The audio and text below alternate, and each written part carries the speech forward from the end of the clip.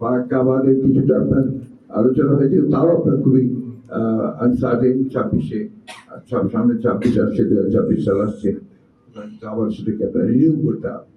সুতরাং এটা এক ধরনের একটা অস্ত্র তারা ব্যবহার করতে পারেন যে কোনো সময়, যেটা দিয়ে বাংলাদেশকে একটু কাবু করে রাখা যায়। বাংলাদেশের একটি অংশ চট্টগ্রাম ডিভিশনের সিলেটের একটি অংশ একটা ভয়াবহ মারাত্মক একটা বন্যায় আপনার নিবন্ধিত হয়েছে। মানুষ অনেকেই ইতিমধ্যে আমরা প্রাণ দিয়েছি এবং অসংখ্য মানুষ দুর্ভোগে পতিত হয়েছে। এই ধরনের প্রায় রিসেন্টলি আমরা ধরেন গত 10-12 বছরে বা 15 বছরে আমরা দেখি না।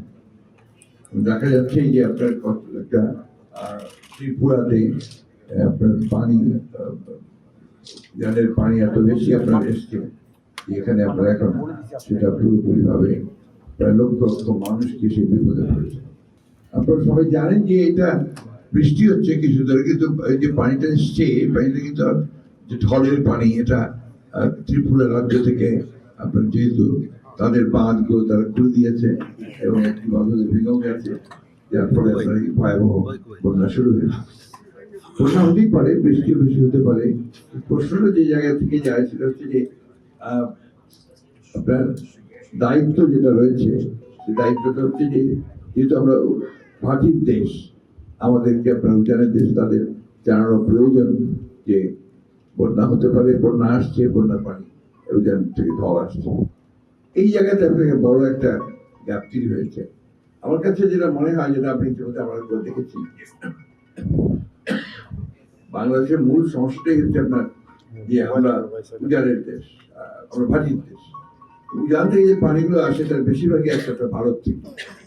বারবার কথা বলা হয়েছে, বিভিন্ন সময় বিভিন্ন সরকার এসছেন, এসে কথা বলেছেন যে তারা এই পানির সমস্যার সমাধান করার জন্য, বিশেষ করে আপনার এই 54টি অভিন্ন নদী রয়েছে, সেই অভিন্ন নদীগুলোর পানির বন্টনের ব্যাপারে দুর্ভাগ্যজনক ভাবে আজ পর্যন্ত সেটার সমাধান হয়নি। একমাত্র ফারাক্কাবাদের কিছুটা আপনার আলোচনা হয়েছে, তাও আপনার খুবই আনসার্টেন 26-এ সব সামনে 26 আসছে, 2026 সাল আসছে, আবার সেটাকে আপনার রিনিউ করতে হবে। সুতরাং এটা এক ধরনের একটা অস্ত্র তারা ব্যবহার করতে পারেন যে কোনো সময়, যেটা দিয়ে বাংলাদেশকে একটু কাবু করে রাখা যায়। আমি এই জিনিসটা আমরা বারবার তুলে ধরেছি, বারবার কথা বলেছি।